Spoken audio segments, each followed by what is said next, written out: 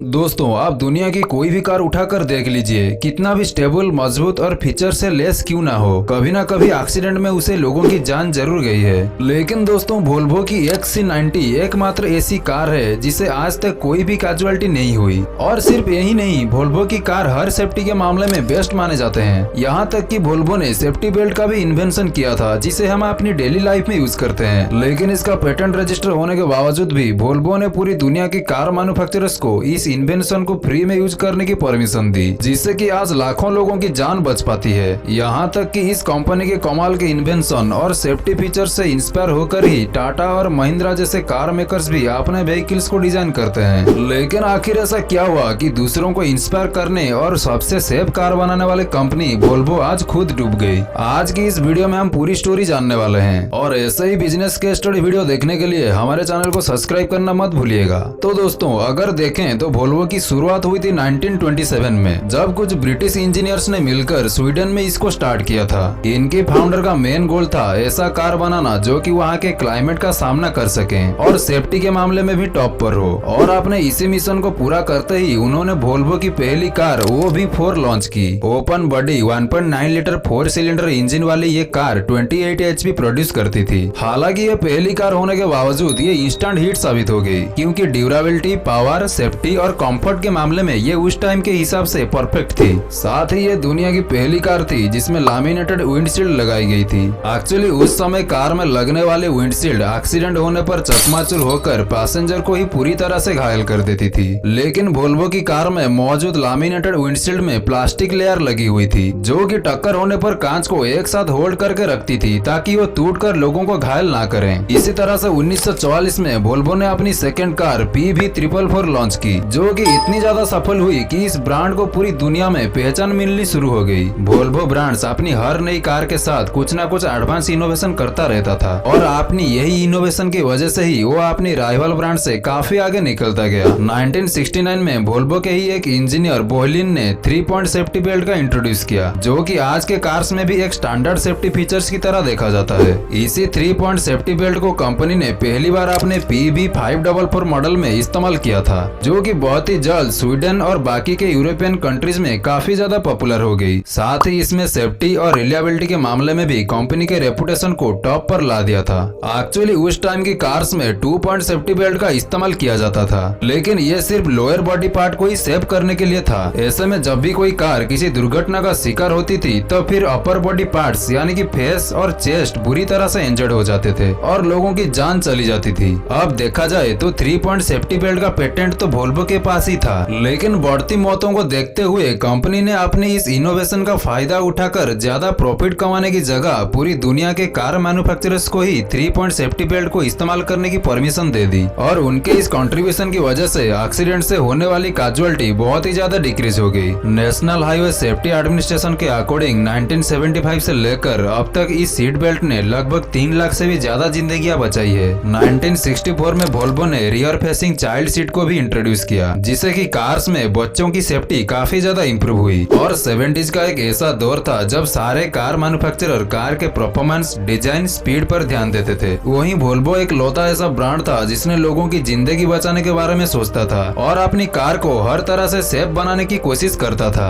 अब कस्टमर्स का भी इस कंपनी पर विश्वास बनने लगा, और ये बिलीव तब और भी ज्यादा स्ट्रॉन्ग हो गया जब US गवर्नमेंट ने खुद वोल्वो को सबसे सेफ्टी कार मान लिया। एक्चुअली 1976 में US गवर्नमेंट क्रैश टेस्टिंग के लिए वोल्वो 240 मॉडल की 24 कार खरीदी और उसका क्रैश टेस्ट किया गया। इससे कंपनी की इंटरनेशनल रेपुटेशन बहुत ही ज्यादा बढ़ गई और दुनिया के हर कोने में वोल्वो कार्स की डिमांड होने लगी। 1977 में वोल्वो ने और एक नई टेक्नोलॉजी का इन्वेंट किया, जिसका नाम था लैम्डा साउंड। वोल्वो ने लैम्डा साउंड ऑक्सीजन सेंसर पेश किया, जिसने पॉल्यूशन को कम करने के साथ साथ इंजन परफॉर्मेंस और फ्यूल एफिशिएंसी को बहुत ही ज्यादा इंप्रूव कर दिया। इसके बाद से 1991 में कंपनी ने साइड इंपैक्ट प्रोटेक्शन सिस्टम को भी इंट्रोड्यूस किया, जिसमें साइड से एक्सीडेंट के सिचुएशन में पैसेंजर्स की सेफ्टी के लिए रेनफोर्स डोर बिन, एयर बैग और इसी तरह से कई सारे सेफ्टी फीचर्स लाए गए। हालांकि अभी तक वोल्वो काफी अच्छा परफॉर्म कर रही थी और बहुत अच्छा रेवेन्यू भी जनरेट कर रही थी, लेकिन वोल्वो की पेरेंट कंपनी एबी वोल्वो ने 1999 में अपनी कार डिवीजन को अलग करके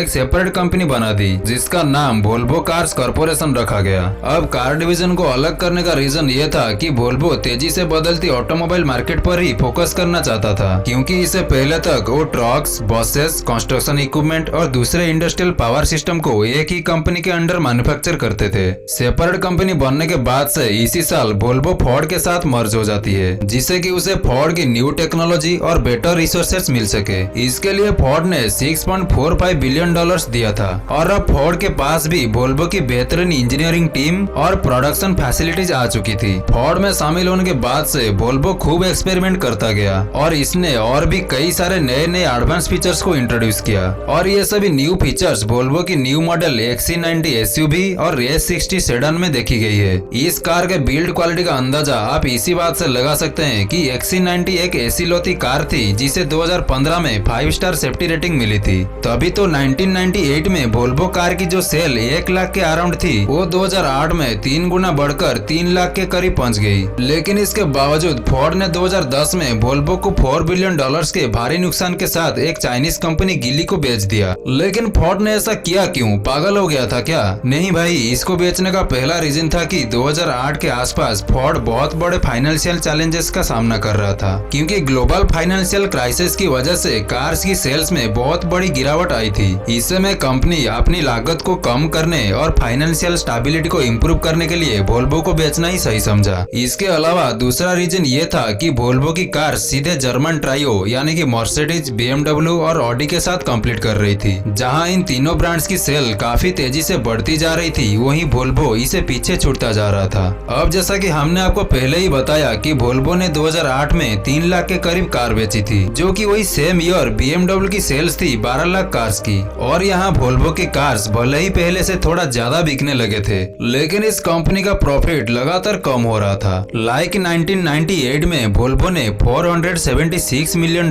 का प्रॉफिट अर्न किया था, जबकि 3 गुना ज्यादा सेल्स के बावजूद 2008 में इसे $1.5 बिलियन का लॉस हुआ था। और कुछ इसी तरह से फोर्ड को वोल्वो को बेचने का तीसरा रीजन ये भी था कि फोर्ड के मैनेजमेंट अपने कोर ब्रांड जैसे ही फोर्ड, लिंकन और मर्क्यूरी पर ज्यादा फोकस रखना चाहता था, ताकि बदलती हुई ऑटोमोटिव मार्केट में अपनी पोजीशन को और भी ज्यादा इंप्रूव कर सके। इसलिए फोर्ड ने अपने नॉन कोर ब्रांड जैसे कि वोल्वो, जागुआर, लैंड रोवर और एस्टन मार्टिन को भी बेच दिया। लेकिन अब सवाल यह आता है कि इतना इनोवेशन करने और मार्केट में इतनी अच्छी रेपुटेशन होने के बावजूद भी वोल्वो आखिर जर्मन ट्रायो से पीछे कैसे रह गया? असल में दोस्तों, इसकी वजह यह थी कि वोल्वो का मेन फोकस लोगों को सेफ्टी और नई टेक्नोलॉजी प्रोवाइड करना था, वहीं जर्मन ट्रायो अपनी कस्टमर्स को एक लग्जरी फील भी दे रहा था। अब जहां तक सेफ्टी की बात करें तो दुनिया भर की गवर्नमेंट्स ने एक्सीडेंट की संख्या को कम करने और ड्राइवर्स, पैसेंजर या पैदल चलने वाले की सेफ्टी को ध्यान में रखते हुए कई सारे कार्स के लिए रूल्स एंड रेगुलेशन लाए। जब ये सभी सेफ्टी फीचर्स कार के लिए मैंडेटरी कर दिया गया, तब ऐसे में वोल्वो ने अपने सबसे बड़े और यूनिक सेलिंग पॉइंट को खो दिया। अब लोगों को सेफ्टी के लिए वोल्वो कार्स की जरूरत नहीं थी, क्योंकि लगभग वैसी ही सेफ्टी उनके एक सस्ती कार्स में भी मिल जा रही थी। साथ ही वोल्वो और जर्मन ट्रायो के प्राइस काफी हद तक सिमिलर थे, लेकिन जर्मन ट्रायो सेफ्टी के साथ साथ लग्जरी फील भी दे रहे थे। वैसे में कस्टमर्स मर्सिडीज, ऑडी और BMW की तरफ ज्यादा अट्रैक्ट होने लगे और वोल्वो की मार्केट पोजीशन डाउन होने लगी। लेकिन अगर आप वोल्वो के फैन हैं तो निराश मत होइएगा, क्योंकि गुड न्यूज ये है कि वोल्वो एक बार फिर से मार्केट में धमाकेदार कमबैक की तैयारी कर रहा है, क्योंकि गिली में शामिल होने के बाद से वोल्वो ने अपनी ब्रांड्स वैल्यू को बहुत ही ज्यादा एनहांस किया है। इसलिए 2013 में चाइना के अंदर अपना पहला कंप्लीट मैन्युफैक्चरिंग प्लांट एस्टेब्लिश किया, जहां वोल्वो X60L और XC60 जैसी बेहतरीन कार्स प्रोड्यूस किए। कंपनी ने 2013 में टोटल 4,27,840 कार्स बेचे थे, जो कि 2012 के मुकाबले 1.4% ज्यादा थी। लेकिन वही 2019 में इसने ग्लोबली 7,05,455 यूनिट सेल किए थे, जो कि 2018 से 9.8% ज्यादा थी। और आपको जानकर हैरानी होगी कि अपनी 93 साल के इतिहास में पहली बार वोल्वो ने 7 लाख से भी ज्यादा कार्स बेची थी। 2019 में कंपनी ने अपनी पहली fully electric SUV Volvo XC40 recharge P8 को लॉन्च किया, जिसमें भी कई सारे नए फीचर्स लगाए गए थे। हालांकि वोल्वो का गोल यह है कि 2025 तक वो ग्लोबली अपने टोटल सेल्स में से 50% इलेक्ट्रिक व्हीकल्स को बेचें और 2030 आते आते कंपनी पूरी तरह से इलेक्ट्रिक कार्स को बनाने लगे। वोल्वो का कमबैक इसी कॉम्पिटिटर्स को कितना परेशान करने वाला है, ये तो हमें आने वाले टाइम में पता चलेगा। लेकिन वोल्वो ने हम सभी लोगों के सेफ्टी के लिए जो काम किया है, उसे हमें जरूर अप्रिशिएट करना चाहिए। तो गाइस, आज बस इतना ही, फिर मिलते हैं आपसे अगले वीडियो में।